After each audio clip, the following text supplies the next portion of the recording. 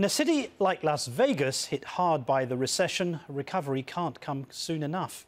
And after an image overhaul failed to attract visitors, Sin City has gone back to what it knows and does best, as Neil Karlinski now reports.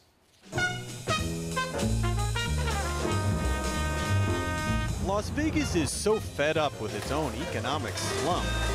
Financial troubles are mounting across Las Vegas. This city and this state has been hard hit by the financial crisis. The city has decided enough is enough.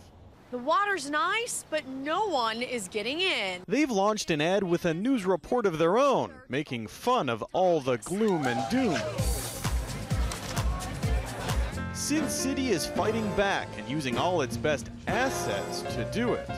Las Vegas has set the new Guinness World Records achievement. Shameless to say the least, the first shot came with a bikini parade through the heart of the city, billed as the world's largest. A far cry from this. Started about 4 o'clock in the morning. The ad campaign during the heart of the downturn focused on Las Vegas as an affordable vacation for hard-working people. But while gambling revenues, tourism, and convention business were all falling to pieces, the image change fell flat, which is why today, Sin is back. All part of a branding effort that begins in this room. Is there any way when someone turns on their computer that Vegas can sound like God coming from just nowhere? They may not look like much, but these people are the brains behind an entire city's image. Or a contest to find the most boring town in the U.S. The odds are pretty good this group has actually put words in your mouth. What happens in Vegas stays in Vegas. What happens in Vegas stays in Vegas. There seem to be a few weekends missing. A one-liner so catchy. You know what happens in Vegas? It's become part of American culture. What happens in Las Vegas stays in Las Vegas. What happens in Vegas stays in Vegas. Really? What happens in conclave stays in conclave. It's even been an answer on Wheel of Fortune. What happens here stays here. Yeah! Well, it's by far the most successful campaign we've had. Billy Vasiliadis is the CEO of R&R Partners. He is the face behind the ad and the one responsible for selling it to the city. It was a tough pill to swallow, especially for the industry folks. You got to realize there's, $8, $10, $12 billion in the ground here of beautiful hotels and porte cocheres and swimming pools and restaurants and all this money they spent to build these wonderful things. And we showed them 3 or 4 spots that didn't highlight any of it. The ads allude to a slew of naughty goings-on without actually telling the audience the exact nature of the naughtiness. The big money movers and shakers that run Vegas may not have liked it, but they couldn't argue with the research. Focus groups were sold. Why does that make you want to go to Vegas? Because he's naughty. It looks like somebody had a lot of fun. Because what happens here stays here. To a 75-year-old couple from Phoenix might be staying up till 1 o'clock in the morning to have the shrimp cocktail special, which is bad for their cholesterol. That stays here too. That stays here too. Literally applies to anybody.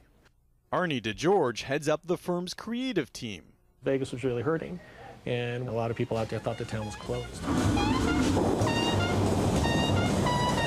Far from closed, Las Vegas is on sale. Room rates have been slashed, and the city has aggressively gone after every big event it can find, even, of all things, hockey. I think we've been the first one to sign up, and we did a 3-year deal to be here in Vegas.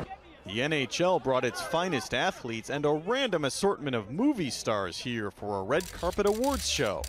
Did they give you a bargain to come here? Well, I think they were very aggressive, and they brought a lot to the table. Bargains sell, but that's not all.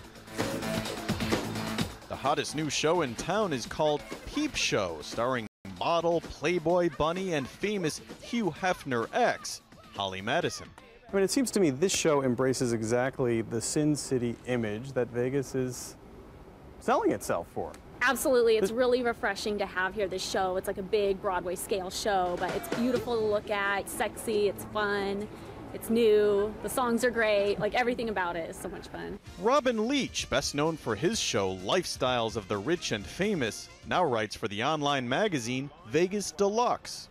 This is an image. We're very protective of the image that this is the party capital of the world. He is an unabashed and aggressive promoter of the desert paradise he calls home and says selling the city's sinful ways is the key to bouncing back. There are no rules in Vegas. There are real rules, but there are no rules about having fun.